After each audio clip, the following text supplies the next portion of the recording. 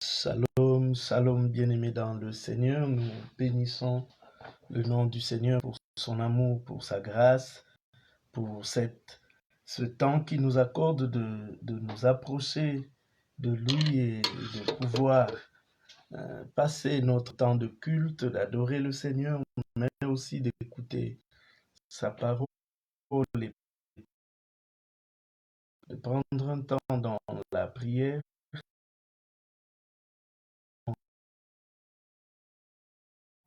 Du trône de grâce,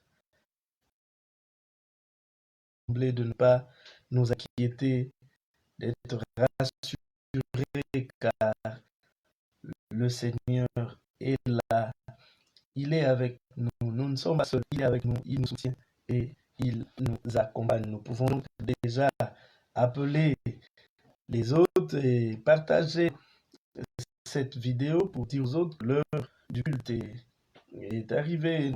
Célébrer le Seigneur, proclamer sa gloire et sa grandeur. Je suis avec toi, promesse suprême qui soutient ma foi. La sombre vallée n'a plus de terreur. L'âme consolée, je marche avec mon sauveur. Non, mais tout seul, jamais tout seul. J'ai mon sauveur me garde, jamais ne me laisse seul. Non, jamais tout seul. Oh non, jamais tout seul. Jésus mon sauveur me garde, je ne suis jamais tout seul. L'aube matinière ne lui qu'au beau jour. Jésus ma lumière, Jésus ma lumière, m'éclaire toujours, m'éclaire toujours. Quand je perds de vue l'astre radieux à travers la nuit, Jésus me montre le ciel. Non, jamais tout seul. Oh non, jamais tout seul. Jésus mon sauveur me garde, jamais ne me laisse seul. Tu vas seul, le Seigneur est avec toi. Pendant ces moments de confinement, tu peux être seul à la maison, mais le Seigneur te rassure que tu n'es pas seul. Il est là avec toi. Chantons de confiance en l'Éternel. Dieu ne me regarde jamais de me laisser seul. Il ne me laissera jamais seul. Je ne suis jamais tout seul. À coups subtils inconnus, de près ils m'entourent, mais plus près est Jésus, qui dans le voyage me redit, alléluia, le voyage me redit, c'est moi. Ne crains pas.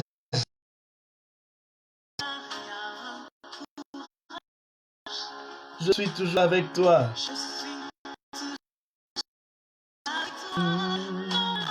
Non, jamais tout seul. Oh, jamais tout seul. Jésus mon sauveur me garde, mais ne me laisse seul.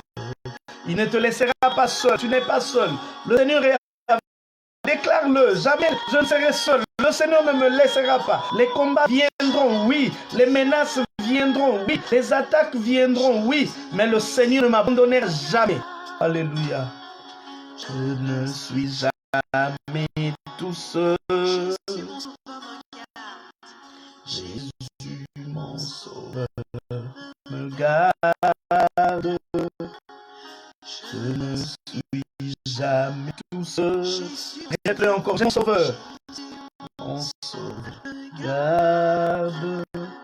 Je ne suis jamais tout seul. Est-ce que nous pouvons acclamer le Seigneur et dire que nous sommes dans la joie, nous sommes dans la joie d'être accompagnés. Et comme nous le verrons tous ces mercredis, que l'Église primitive, les disciples ont connu des attaques qu'ils ont connu, des menaces, ils ont connu des difficultés. Mais parce que le Seigneur était toujours avec eux, ils sont sortis victorieux. Ainsi de même, nous disons que s'ils ont vaincu, c'est que nous aussi, nous vaincrons les dangers à court. De près, il nous entoure, et plus près, Jésus est avec nous. Il ne nous laissera pas, il ne nous abandonnera pas. Amen. Nous avons débuté depuis le mercredi dernier un sujet sur l'Église et la persécution, l'Église, les souffrances et la persécution. C'est justement ce sujet que nous allons aborder durant ces 4-5 mercredis. Comment le Seigneur nous conduira. Nous voulons comprendre que depuis ses débuts, l'Église a de faire face aux persécutions, aux menaces, aux attaques, mais qu'elle s'en est toujours sortie.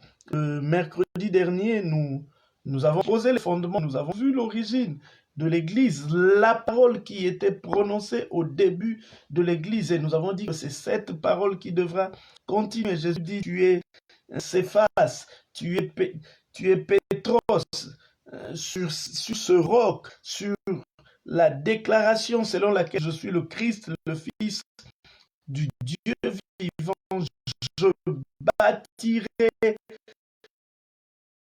mon Église et les portes de séjour ne viendront point contre elle. La parole est déjà annoncée dès le départ que les portes de séjour de monde ne prévaudront point contre l'Église. Donc, rien ne nous arrivera sans que notre Maître ne soit au courant. Et aujourd'hui, dans ce deuxième numéro, nous voulons parler de la persécution après le miracle. Nous allons lire le livre des Actes des Apôtres, le chapitre 4. Nous lirons les 7 premiers versets. Actes des Apôtres 4, du 1er au 7e verset. Si nous avons trouvé, nous lisons dans le nom du Seigneur. Tandis que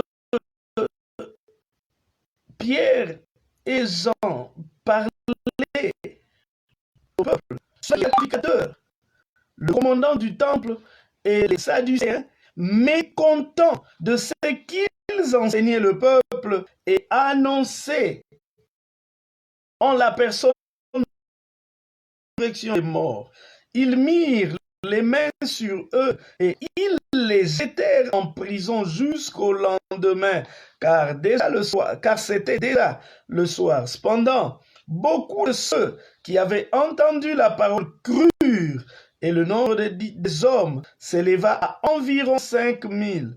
Le lendemain, le chef du peuple et les anciens et les scribes s'assemblèrent à Jérusalem avec Anne, le souverain sacrificateur, Caïphe, Jean, Alexandre et tous ceux qui étaient de la race des principaux sacrificateurs. Ils firent passer au milieu de Pierre et Jean et leur demandèrent par quel pouvoir et au nom fait cela. Amen. nous commençons à parler de certaines choses que nous continuerons bien sûr le mercredi prochain. Mais aujourd'hui, nous voulons toucher à deux aspects. Le fait de vivre en cachette, de se cacher parce que les disciples se sont cachés. Mais aussi nous parlerons des combats qui viennent suite à la visibilité. Ils ont commencé à rencontrer des combats de menaces dès qu'ils étaient visibles, dès qu'ils ont commencé à poser des actes visibles. Le texte que nous venons de lire, nous aurions dû choisir un texte un peu plus long, mais faute de temps, nous prenons cette portion et nous allons essayer de développer. Après que Jésus soit ressuscité, nous en parlerons le dimanche. Après que Jésus soit ressuscité, il est resté avec ses disciples, il est resté parmi les vivants pendant à peu près 40 jours, et après, il est monté au ciel, il a réuni ses disciples, il a rassemblé ses disciples, et il est monté au ciel, leur laissant bien sûr des recommandations. Il leur a dit: allez faire de toutes les nations des disciples, les baptisant au nom du Père, du Fils et du Saint-Esprit. C'est vrai, mais il leur dit de ne pas encore partir, d'attendre qu'ils soient revêtus de la puissance d'en haut. N'allez pas encore, attendez jusqu'à ce que vous soyez revêtus. Il était en train de leur parler qui devait venir, de l'autre consolateur qui devait leur rappeler ce que Jésus avait dit. Et là, les disciples étaient en train de voir Jésus en train de monter, et après ils sont allés dans une maison. Ils ont trouvé une chambre haute où ils se réunissaient. C'est vrai, d'une part, par peur de représailles, parce que leur maître venait d'être tué, et bruit courait qu'il était ressuscité. On comprend que devait aussi être recherché, mais plus parce que, comme nous l'avons dit, le Seigneur leur avait donné des instructions. Ils devaient aller apporter la bonne nouvelle, ils devaient propager l'évangile, mais ils ne devaient pas le faire en leur temps, ils devaient le faire au temps du Seigneur. Ils devaient le faire lorsque le Seigneur aura donné le go, lorsque le Seigneur aura donné le coup d'envoi. Et le coup d'envoi du début de la mission, c'était la Pentecôte, l'effusion du Saint-Esprit. Il devait d'abord être rempli du Saint-Esprit avant d'aller faire le travail pour lequel ils ont été appelés. Et pendant ce temps, ils sont allés dans la chambre haute où ils demeuraient à l'abri des regards, à l'abri des oreilles des gens, à l'abri de ce que les gens pouvaient faire. Le Seigneur leur dit de ne pas comment. Il aurait pu leur dire: non, déjà vous avez été avec moi, allez-y, j'enverrai une garnison d'anges qui seront avec vous, n'ayez peur de rien, allez. Mais on recommande d'attendre. Vous savez, dans plusieurs situations, deux fois, le Seigneur nous demande d'attendre. Le problème, c'est que nous sommes pressés. Ce n'est pas parce que nous avons l'option, ce n'est pas parce que nous avons reçu le mandat qu'il nous faut tout de suite aller. Certaines fois, nous pensons qu'il faut tout de suite. Je peux recevoir un appel aujourd'hui pour une mission qui s'effectuera dans quelques années. Le problème, c'est que nous devons chercher la volonté de Dieu, nous devons chercher la pensée de Dieu, nous devons chercher à savoir quel est le temps que Dieu a fixé. Ainsi, les disciples n'ont pas d'emblée commencé à travailler, ils sont allés se cacher, ils sont allés s'enfermer dans une maison, dans une chambre haute. Là, nous comprenons déjà deux choses. C'est que la mission de Dieu ne peut s'exercer, ne peut se faire sans le Saint-Esprit. Bien-aimé, il y a des gens qui savent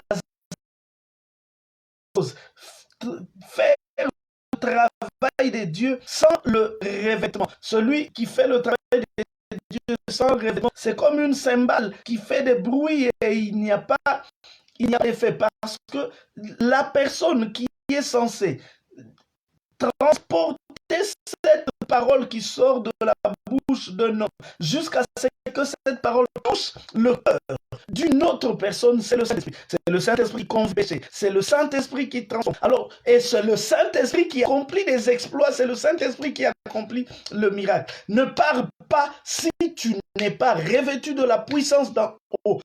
Il dit à ses disciples, attendez que vous soyez revêtus de la puissance d'en haut. Attends que le Seigneur me revête de la puissance afin que je fasse la mission. Car la mission de Dieu est une mission puissante par son essence. Je n'ai pas seulement à faire mon travail en parole. La Bible dit que le royaume de Dieu ne consiste pas seulement en parole, mais aussi en puissance. Il faudrait que l'enfant de Dieu, il faudrait que le serviteur de Dieu soit accompagné de cette puissance. Et cette puissance nous est conférée par le Saint-Esprit. Jésus dit, vous recevrez une puissance lorsque le Saint-Esprit viendra sur vous. Attendez le revêtement, cherchez le revêtement, désirez le revêtement. Vous savez, aujourd'hui, l'Église ne parle du Saint-Esprit qu'à la Pentecôte. Lorsqu'on commémore la Pentecôte, c'est là que le pasteur sort ses enseignements sur le Saint-Esprit et il bombarde les fidèles des enseignements sur le Saint-Esprit. Alors que le Saint-Esprit, c'est l'ami avec lequel nous devions marcher tous les jours de notre vie. C'est lui qui nous communique la pensée de Dieu, celui qui nous communique la vision, la volonté de Dieu, mais aussi c'est lui qui nous donne puissance pour faire le travail pour lequel Dieu nous appelle. C'est lui qui nous communique la puissance pour mener une vie de foi sur terre. Parce que nous vivons dans un milieu hostile, dans un environnement hostile, et nous avons besoin d'être puissants. Soit tu es puissant, tu résistes, ou tu n'es pas puissant et tu disparais. Les vagues de l'ennemi déferlent sur toi et te submergent. Il est donc important que chaque enfant de Dieu, je ne parle pas des pasteurs, évangélistes, bishops, je ne sais, apôtres ou prophètes, chaque enfant de Dieu recherche le revêtement du Saint-Esprit, recherche la plénitude du Saint-Esprit, que tout enfant de Dieu recherche cela. C'est ce que nous devions chercher plus que l'argent, c'est ce que nous devons chercher plus que les maisons, c'est ce que nous devions chercher plus que l'emploi, la plénitude. Le Saint-Esprit répond à tout. Le Saint-Esprit est la réponse de Dieu à tous les problèmes qui peuvent se poser. Le Saint-Esprit qui est la réponse de Dieu. Donc, nous comprenons qu'il devait attendre pour recevoir le revêtement sans lequel il serait difficile. Il serait en train de travailler par leur propre force, et nous voyons cela. Il y a des gens qui travaillent avec leur propre force. Il est en train de se battre là où il n'aurait pas dû se battre. On laisse le Saint-Esprit travailler. Le Seigneur dit à Isaïe, il dit que ce n'est ni par la puissance, ni par la force, mais par mon esprit. Ce n'est pas par la puissance. Tu as commencé à te battre par toi-même. Tu as fourni des efforts. Toi-même, tu le reconnais. Tu dis que non, je fais tout. Je me bats, mais ça ne marche pas. Bien aimé, ce n'est ni par la force, ni par la puissance. C'est par le Saint-Esprit. Alors laisse-toi utilisé par le Saint-Esprit. Ne l'utilise pas comme un instrument. Le Saint-Esprit n'est pas un instrument entre nous. Non, c'est nous qui devions nous mettre à la disposition du Saint-Esprit et laisser le Saint-Esprit nous utiliser. Lorsque nous sommes utilisés par le Saint-Esprit, lorsque la puissance de l'Esprit de Dieu nous accompagne, ce qui est difficile devient facile, ce qui est impossible devient possible, et ce qui est surnaturel devient naturel. Amen. Les choses impossibles deviennent possibles par le Saint-Esprit. Les choses difficiles deviennent faciles par le Saint-Esprit. Tu te poses la question, est-ce moi qui ai fait ça? Comment ai-je pu faire ça? Alors que en réalité, j'en suis incapable. Oui, tu le dis si bien. En réalité, tu en es incapable. Et celui qui a fait cela, ce n'est pas toi. C'est le Seigneur à travers son esprit. Le Saint-Esprit peut faire à l'homme des choses qui vont au-delà de ses capacités.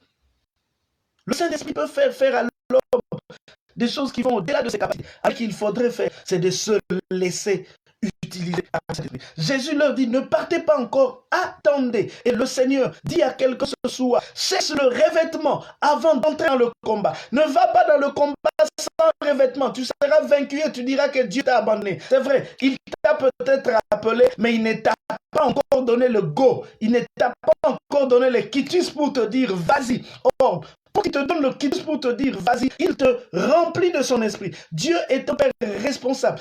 Jésus dit à ses disciples que je vous envoie comme des brebis au milieu des loups. C'est un leader responsable. Il sait que là, on envoie ici, eux seront comme des brebis et il y a des loups. Et dans ce monde, nous le savons, il y a des loups. Et en ces temps-ci, nous voyons qu'il y a des loups, des gens qui se réjouissent peut-être de la crise actuelle parce qu'ils tirent le bénéfice dans cette crise et qu'ils veulent maintenir l'humanité dans une certaine condition. Il y a de loups et Jésus le savait. C'est pourquoi il dit, soyez revêtus. Ce qui fera la différence entre vous, brebis, et les loups, ce sera le revêtement du Saint-Esprit. Le Saint-Esprit est le plus qui nous fait basculer du niveau de simple loup au niveau du lion que notre Seigneur est.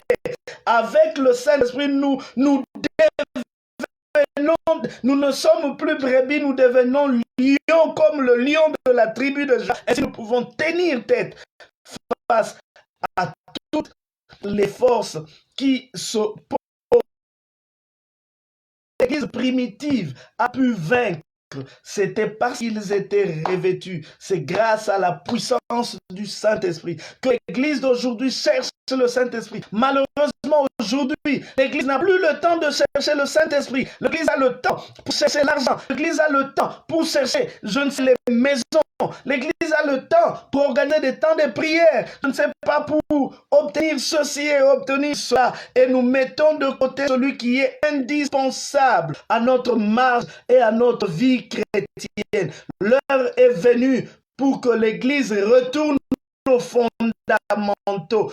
Vous savez, ce qui a fait le mouvement de réveil d'Azusa Street, c'était la soif du Saint-Esprit. Et aujourd'hui, l'Église du 21e siècle doit retourner à la soif du Saint-Esprit. Ce qui faisait la force de l'Église primitive, c'est qu'ils avaient la soif du Saint-Esprit. Ils recherchaient le Saint-Esprit.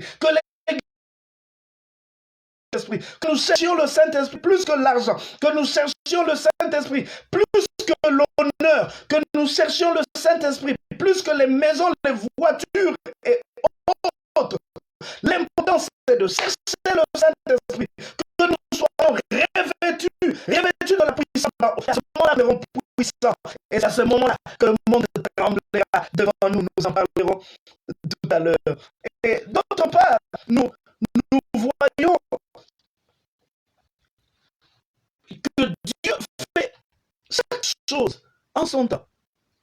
Il leur montre qu'il leur confie une mission, mais il leur dit ce n'est pas encore le moment. Attendez.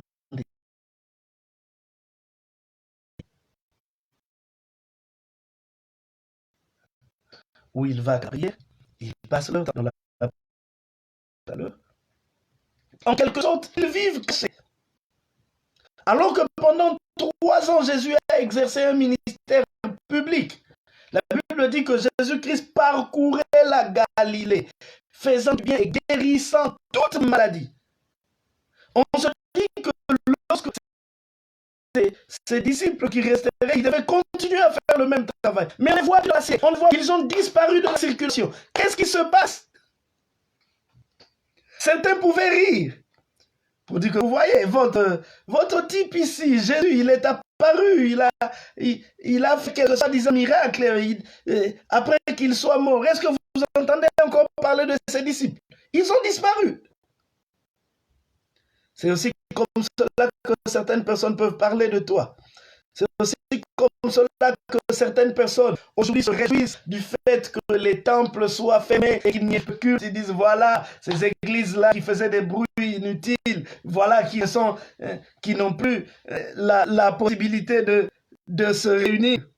Bien, mais je veux dire qu'il y a un temps pour se cacher et il y a un temps pour paraître en public. Il y a un temps pour travailler en coulisses et il y a un temps pour travailler au vu et au su de tout le monde. Dieu savait qu'il y aurait un temps où il présenterait ses disciples au monde, un temps où il les exposerait au monde. Mais ce temps-là n'était pas encore venu. C'était encore le temps de revêtement. Il fallait qu'ils vivent d'abord dans l'anonymat. Il fallait qu'ils vivent d'abord dans la cachette. Le fait que tu vives dans l'anonymat, le fait que tu sois dans la cachette ne signifie en rien que Dieu ne fera jamais des grandes choses avec toi. Mais simplement, il y a un temps.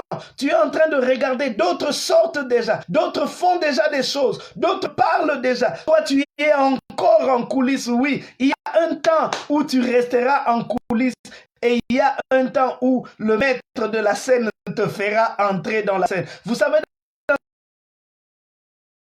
n'entre pas sur scène au même moment. Alléluia. Si certains ont commencé la scène avant, c'est eux, mais toi aussi ton œuvre viendra et le metteur en scène te fera monter sur la planche, le metteur en scène te fera monter sur la scène. Mais avant de monter sur la scène, tu dois travailler en coulisses. Avant de monter, d'être aguerri sur la scène, on ne vient pas s'aguerrir sur la scène, on s'aguerrit dans les coulisses, on s'aguerrit dans les privés. Il y a un temps où on est caché, on fait des grandes choses, mais comme on est caché, ça ne se voit pas. Mais il y a aussi un temps où lorsque Dieu nous expose et que la moindre chose que nous ferons aura de l'écho. Alors si c'est le temps d'être caché, reste caché. Si c'est le temps de vivre dans l'anonymat, vis encore dans l'anonymat. Si c'est le temps de faire les choses sans que les gens ne portent attention à toi, fais encore les choses dans l'anonymat. Maintenant que nous sommes en temps de confinement, il y a des choses que tu fais. Pas un problème. Laisse-moi te dire qu'il y a un temps où David a fait des exploits sans témoin et personne n'a parlé de ces exploits. Mais il y a un temps où David fait un exploit avec plusieurs témoins et le succès, la gloire, bien, mais il y a un duel sans témoin, personne encore le temps de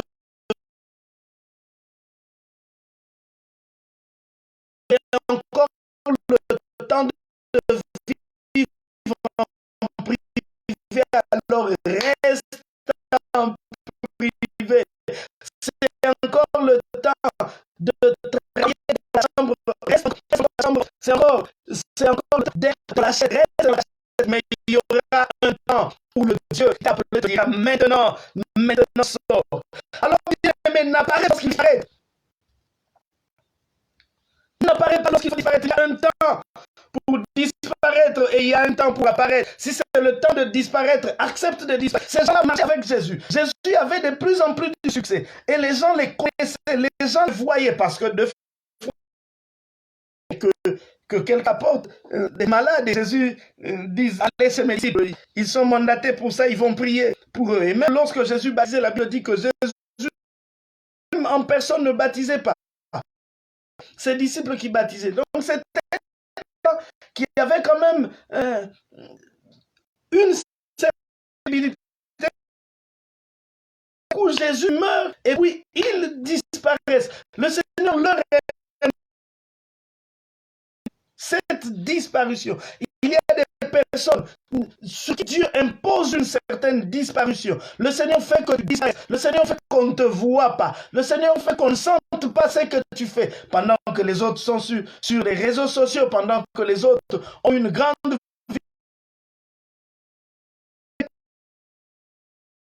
une visibilité. Si c'est temps de cacher, cache-toi d'abord. Il y aura un temps où Dieu te mettra en public. Maintenant, c'est encore le temps de disparaître. Et c'est comme cela que le Seigneur agit de fois. Il permet que nous disparaissions. Regardez, j'ai toujours réfléchi à une chose. Alors qu'Hérode voulait tuer l'enfant qui était né, que l'on présentait comme le roi des Juifs, Dieu ne dit pas à Joseph. Il dit que non, celui-ci est mon fils. J'enverrai une armée, une garnison des anges qui vont veiller sur lui. Hérode ne pourra rien faire contre lui. Il en avait le moyen. Il en avait les moyens. Mais dit à Joseph, va en Égypte avec l'enfant. Fouille, va te cacher. Tu apparaîtras quand je te dirai. Tu apparaîtras quand je te dirai. Et Jésus lui-même, alors qu'il exerçait son ministère, un jour, alors qu'il parlait, il appelle Dieu mon Père. Pour les Juifs, appeler Dieu son Père signifie que tu te dis que tu es Dieu toi-même. Alors la Bible dit qu'à ce moment-là, on a failli, on a voulu le lapider. Il s'est faufilé à travers les gens. Il a fui. Parce que ce n'était pas encore le moment de mourir pour lui. Il n'avait pas encore fait ce qu'il... Alléluia. Il n'avait pas encore fait ce qu'il devait faire. Il ne pouvait pas mourir. Mais lorsque l'heure est arrivée, alors qu'il était venu le chercher, alors que ceux qui étaient venus l'arrêter, lui-même leur pose la question. Qui cherchez-vous? Jésus de Nazareth. Il dit, me voici.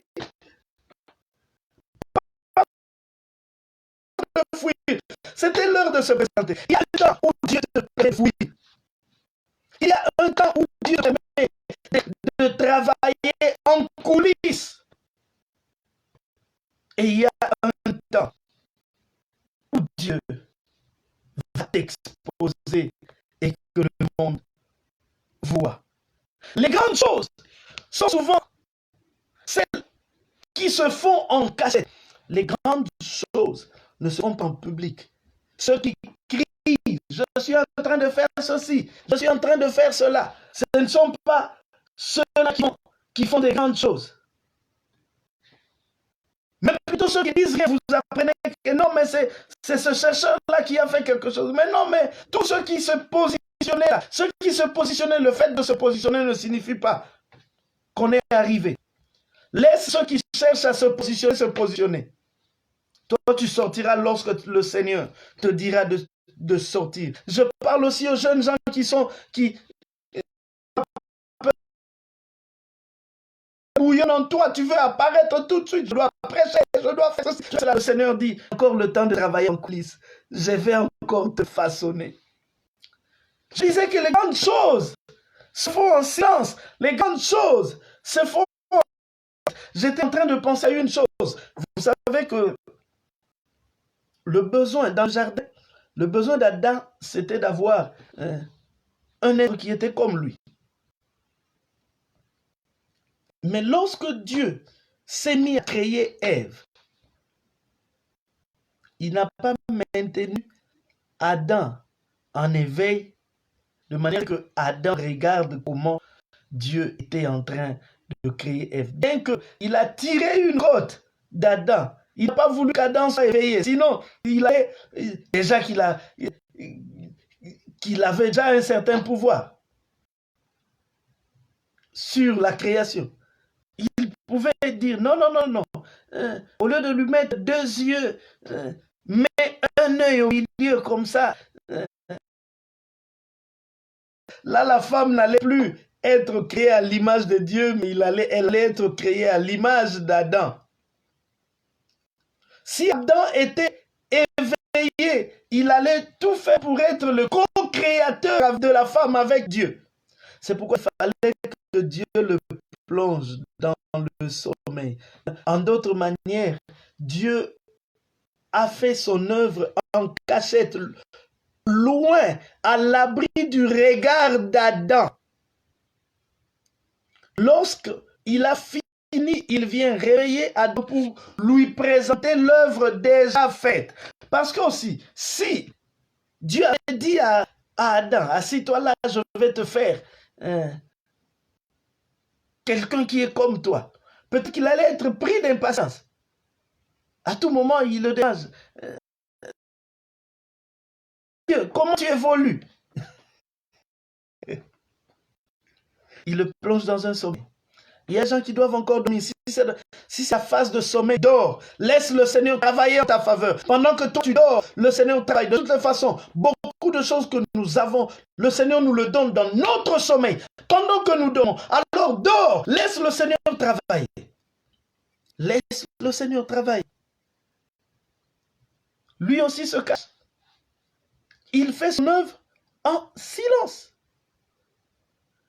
Il fait son travail en silence.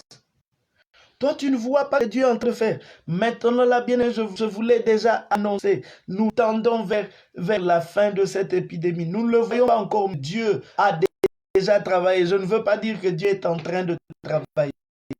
Dieu a déjà travaillé. Et un jour ou un autre, nous nous rendrons compte que le virus a disparu. Vous chercherez, comme il est écrit, ces Égyptiens que vous voyez, vous ne les verrez plus. Vous chercherez le virus, vous ne le trouverez plus. Parce que Dieu a travaillé. Quand il travaille, il ne fait pas de publicité. De la même manière, comme Dieu ne fait pas de publicité quand il travaille, nous non plus ne faisons pas de publicité quand nous travaillons. Je l'ai dit, les grandes choses se préparent en silence. Les grandes choses se préparent en cachette. Que les gens ne sachent pas. C'est que tu es en train, non pas parce que tu as peur d'eux, non pas parce que tu as peur des sorciers, mais simplement parce que tu veux être tranquille et concentré dans ce que tu feras. Si ce n'est pas encore le temps d'apparaître, reste caché jusqu'au temps fait, n'apparaît pas. Certaines personnes se sont grillées parce qu'elles sont apparues trop tôt. Eux-mêmes se rendent compte que si ils avaient fait les choses 5 ans plus tard, ça allait être mieux. Mais parce qu'ils étaient pressés. Bien aimé, Dieu, la Bible dit que Dieu est le maître des temps et des circonstances. Il sait quel événement faire coïncider avec quel autre événement en quel temps. Mais lorsque nous nous bousculons, lorsque nous sommes de notre destin. Ne te bouscule pas, ne te précipite pas. Non, non, non, non. Tous les amis, c'est lié. Moi aussi, je dois. Comme il n'y a pas que je me fabrique un fiancé, et puis rapidement, on se marie. Bien aimé, si Dieu a dit que ce sera dans 5 ans, attends 5 ans. Le problème, c'est cela. Nous n'aimons pas attendre. Je dis que certaines personnes se sont grillées très vite. Elles sont apparues trop tôt. Avant le temps fixé par Dieu. Alors, pose-toi la question, Seigneur, est-ce ton temps? Si c'est le temps de Dieu, sort. Mais si ce n'est pas encore le temps de Dieu, attends. Il faut savoir attendre. Savoir attendre fait partie des conditions pour réussir. Du reste de la patience fait partie du fruit. Il faut savoir attendre. Il ne suffit pas d'avoir les idées l'éternel. Oh non, j'ai déjà les références, j'ai déjà le savoir, je sais faire les choses, oui, je sais faire les choses, mais le Seigneur dit. Le Seigneur dit, alors attends, lorsque ce n'est pas encore le temps, je ne pars pas, lorsque ce n'est pas encore le temps, je ne sors pas. Et là, ils ont attendu dans la chambre haute. Ils ont attendu dans la chambre haute. Et qu'est-ce qu'ils faisaient dans la chambre haute? Ils priaient. Ils étaient dans l'attente d'une grande visitation, peut-être en dehors de la venue du Christ, la plus grande attente de l'humanité. l'effusion du Saint-Esprit. Ce que les prophètes dans l'Ancien Testament prophétisaient. Ils étaient plus contents. Et ils la prière. Les grandes choses, c'est pourquoi je dis que les grandes choses, les grands réveils se préparent dans la prière. C'est pourquoi je veux réveiller l'Église aujourd'hui, alors que l'Église se prépare à une grande moisson. Il y a une grande moisson après cette pandémie de coronavirus. Dans le cœur de plusieurs choses, il y a maintenant la soif d'entendre Dieu. Parce qu'ils ont compris que c'est possible. Dieu peut détruire ce monde. Ainsi, les cœurs sont déjà préparés par Dieu. Et que nous devons sortir pour parler de Jésus à ces hommes afin d'amener les Seigneur et de les amener à l'église. L'heure n'est pas à l'action. L'heure est à la prière. L'église doit prier pour se préparer à la moisson. L'église doit prier. Quand les évêques naissent de la soif et de la prière.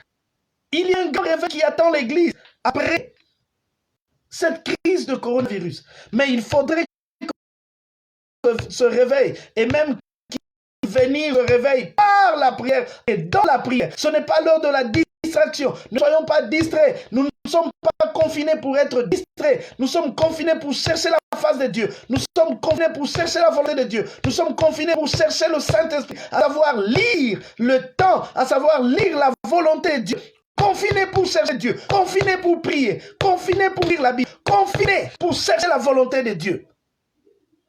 Pas pour s'amuser. Pas pour se laisser distraire, pas pour se plonger du sommeil, jour et nuit, du matin au soir. Est-ce que l'Église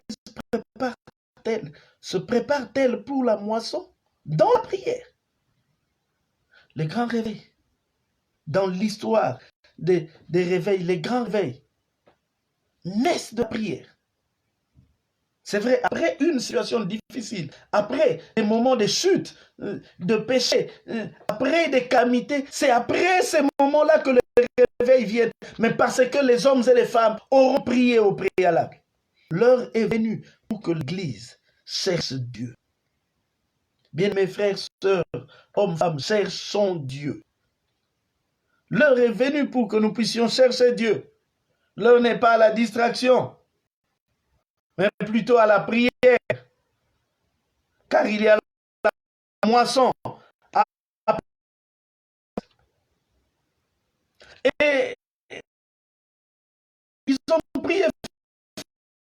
Celui qu'ils attendaient était venu. Le Saint-Esprit est descendu. Ils ont commencé à parler en langue. Ils sont sortis. Ils ont parlé en langue. Puis, les gens les écoutaient dans leur langue. Plusieurs se sont convertis. Mais il y avait une autre de fou alors pour les hommes ivres. Et là, je dis une chose, c'est que nos prières et notre parler, tant que notre activité spirituelle est au parler, nous ne ferons trembler personne. Bien aimé, Jérusalem n'a pas tremblé parce que ces gens-là priaient. Jérusalem n'a pas tremblé parce que ces gens-là parlaient en langue. Que l'Église m'entende aujourd'hui. Aujourd'hui, nous pensons que nous sommes forts simplement parce que nous parlons en langue. Bien aimé, oui, pour les initiés, pour les enfants de Dieu, c'est un signe. Mais pour le païen, c'est de la folie. C'est pourquoi on a dit que ces gens sont ivres. Comment comme ça, le matin comme ça, ils peuvent être ivres? Parce que le monde ne comprend pas. Et ce que le monde ne comprend pas, il qualifie d'utopie.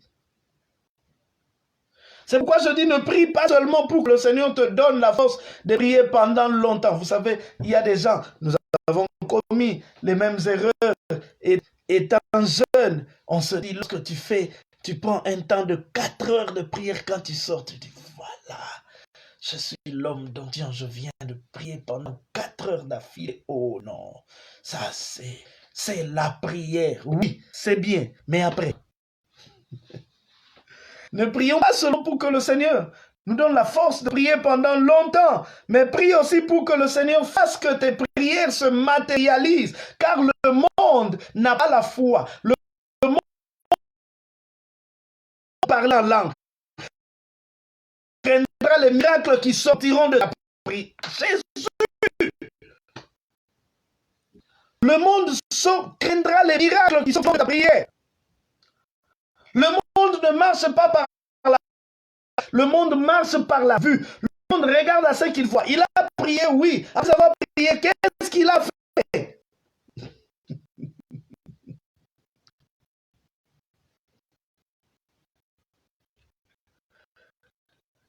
Prie que le Seigneur te fasse voir sa gloire. C'est comme nous le faisons. Tant qu'il priait, il serait sur autre pour les déranger.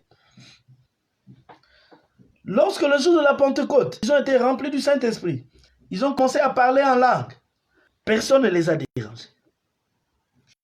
Mais le jour, après la Pentecôte, revêtus de la puissance du Saint-Esprit, ils sont sortis. Et que Pierre et Jean ont guéri le paralytique qui était devant le temple. On a commencé à les combats. On a commencé à les déranger. C'est pour te dire, bien aimé, qu'on ne dérange pas parce que tu pries. On commence à les déranger parce que tes prières commencent à faire des effets. C'est tes prières fassent de l'effet. Demande à ce que tes prières fassent de l'effet. Le monde ne te craindra pas parce que tu pries en langue. Non, le monde te craindra lorsque tu diras des choses qui s'accomplissent. Lorsque des maladies qui seraient guéris. Les forces des ténèbres comprendront qu'ils sont en danger.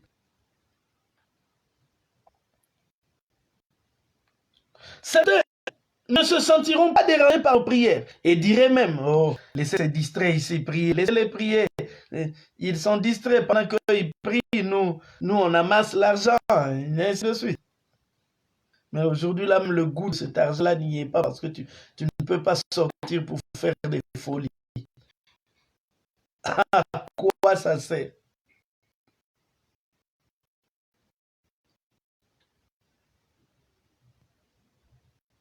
Mais lorsque tu commences à faire des effets, certains te craindront et te respecteront, d'autres te haïront et te combattront. Ce sont ces deux choses qui viennent avec la gloire de Dieu. Certains te craignent et te respectent, d'autres te haïssent et te combattent.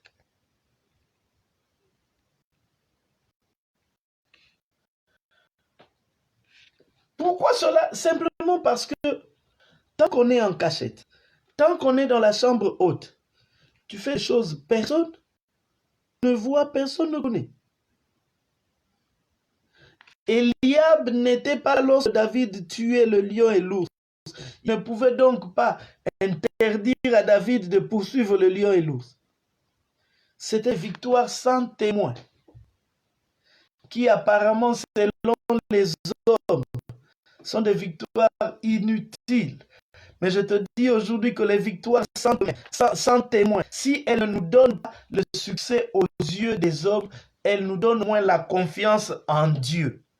Et lorsque David se présente devant Goliath et que ses frères essaient de dissuader, même Saül essaie de le dissuader, il dit que le Dieu qui m'a délivré du lion et de l'ours me délivrera de cette incirconcis. Vous voyez, c'était une victoire en cachette, mais qui lui a donné, qui a servi à donner la force, la foi. Les victoires anonymes ne sont pas des victoires inutiles. Elles servent à fortifier notre foi. Elles servent à fortifier notre foi. Et je disais que plus on est vu, plus on attire la convoitise des regards et même la haine des autres. C'est comme cela que les enfants de Dieu doivent comprendre. Que quand ils commenceront à être... Quand ils commenceront leurs actes, confiance de prière, deviendront un danger pour certains, mais eux aussi seront en danger. Parce que tant que ce que tu fais, personne ne le voit, personne ne te combat. Le monde ne combat pas celui qui ne voit pas. Mais dès lors que tu commences à sortir là, ton voix, celui-là, ça commence à aller, les choses commencent à avancer. C'est à ce moment-là qu'on t'attaque. Tu cherches la gloire, tu cherches les victoires, tu cherches le succès. Ça, ces choses t'exposeront aussi. Regardez l'église primitive. Les combats n'ont pas commencé quand ils priaient dans la chambre haute. Les combats n'ont pas commencé quand ils étaient remplis du Saint-Esprit. Mais les combats ont commencé quand ils ont commencé à guérir les malades, à chasser les démons. Que l'église comprenne. Ces combats, vivons de manière très sobre et ne cherchons pas la puissance. Tu n'auras pas de menaces, tu n'auras pas de combats. Tu veux remporter des victoires. Tu veux faire reculer les pouvoirs de ténèbres. Sois-en sûr que dès lors que le monde prendra conscience du danger que tu représentes, ils te combattront. Pourtant, c'est que nous sommes exposés, il renforce la sécurité autour de nous. Alléluia. Il renforce la sécurité autour de nous. Je ne suis pas seulement en danger, mais je deviens un danger pour les ennemis. Merci Seigneur. Je deviens un danger pour les ennemis. Alors je dis à quelqu'un, ne t'étonne pas que l'on s'acharne sur toi.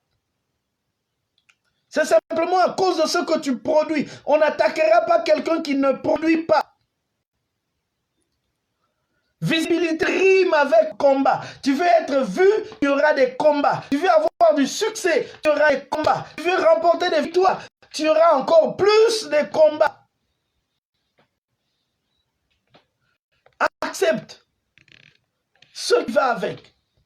Mais une chose est vraie, c'est que dans toutes ces choses, nous sommes plus que vainqueurs par celui qui nous a aimés. Nous voyons donc là que les combats ont commencé sur l'église primitive lorsqu'ils ont commencé à remporter des victoires.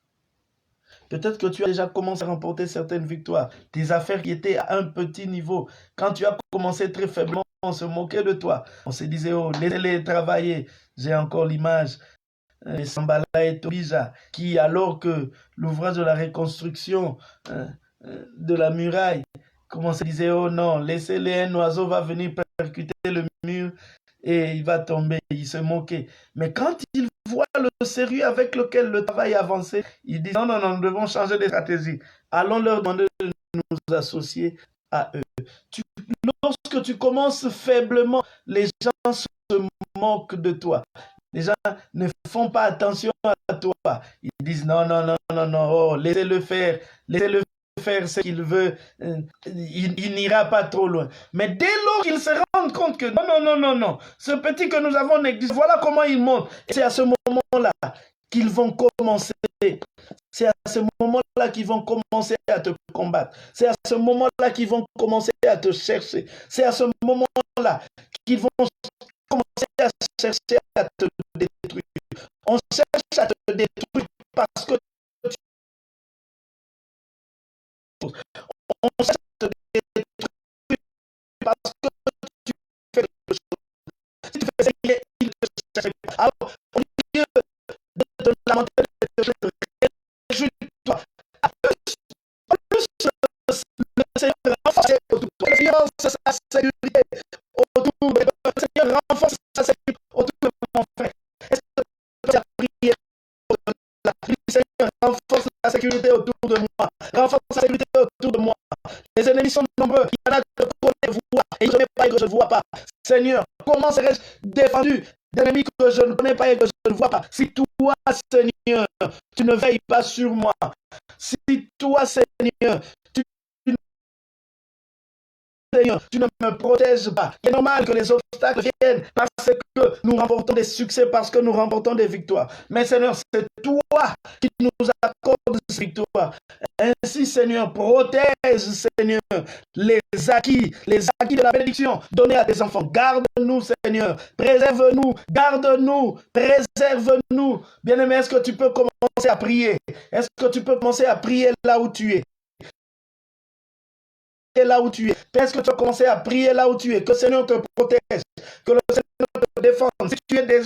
Si tu es encore dans la phase obscure, dans la phase sombre, la phase cachette, dis au Seigneur, je vais patienter, continuer à attendre ta visitation. Mais si le Seigneur a déjà commencé à te faire sortir et que les ennemis aussi sont nombreux, alors dis-lui, Seigneur, sécurise, Seigneur, garde-moi, Seigneur, protège-moi, Seigneur, veille sur moi, de moi. Oh Seigneur, je m'attends à toi, Seigneur.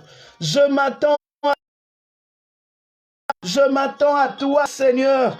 Je m'attends à toi, Dieu. Je m'attends à toi. Le Seigneur te gardera. Tu es exposé, le Seigneur te gardera. Non, il ne t'a pas exposé pour te perdre. Non, il ne t'a pas exposé pour te perdre.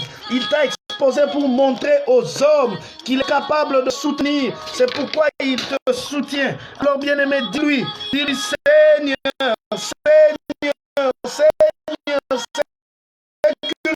sécurise-moi. Seigneur, sécurise-moi. Tu m'as élevé, Seigneur, sois. Jésus. Awayo poni motema na ngai tika na ngenga ya ko ekatisaka bibale. Ezaya yo Yesu. Loboko ekotaka tina motema. Ezaya yo Yesu. Loba nanu ebimi na monoko te. Oyebi nyonso. Bitumba oyo nanu na mbite deja yo pesi elonga. Jésus, Jésus, Jésus, Jésus, Jésus. La victoire est de notre côté. La victoire est de notre côté. Même par rapport à ce virus, nous combattons contre les forces occultes. Nous combattons contre forces bien organisées, mettant les moyens à disposition. Mais le Seigneur déjouera leurs pièges. Le Seigneur déjouera leurs pièges. Le Seigneur déjouera leurs pièges. Que le Seigneur déjoue le piège au nom de Jésus. Que le Seigneur déjoue le piège au nom de Jésus. Que le Seigneur déjoue leurs pièges au nom de Jésus. Que le Seigneur déjoue leurs pièges. Qu'il balise le chemin. Qu'il balise ton chemin. Qu'il balise ton chemin au nom de Jésus.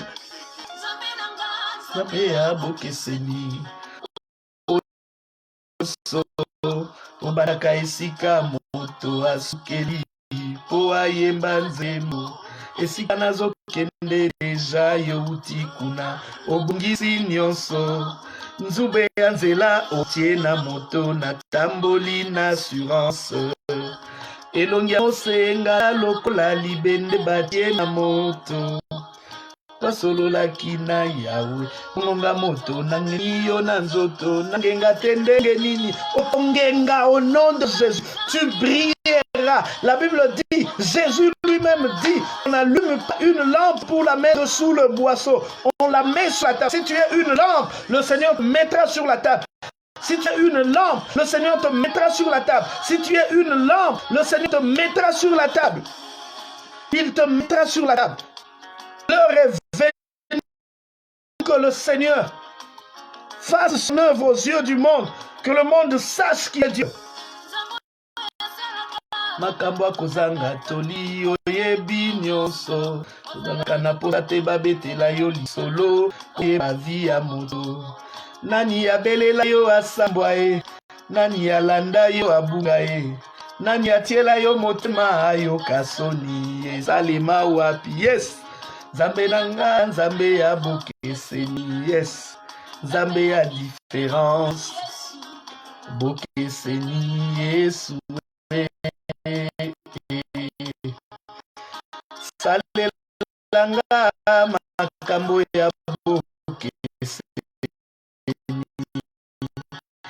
ekoma lisolo akobeta na kelasi to na témoignage avenu nanga bayoka sango papi nanga bayoka sango benanga saliabo keseni etikalasa. Que tu sois un témoignage, que tu sois un témoignage, que ta vie soit un témoignage à cause de ce que le Seigneur aura fait, à cause que ta vie soit un témoignage.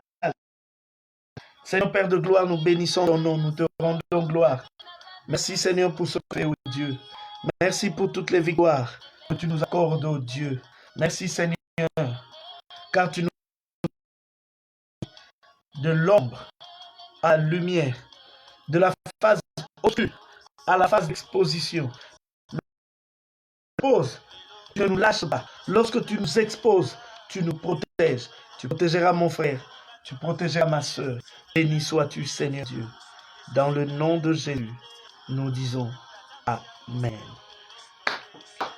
Alléluia, nous bénissons le Seigneur et nous lui rendons gloire. Merci, merci pour ces temps, merci pour sa parole qui nous fait énormément du bien. Moi-même, cette parole m'a rassuré, cette parole m'a fait du bien. Que notre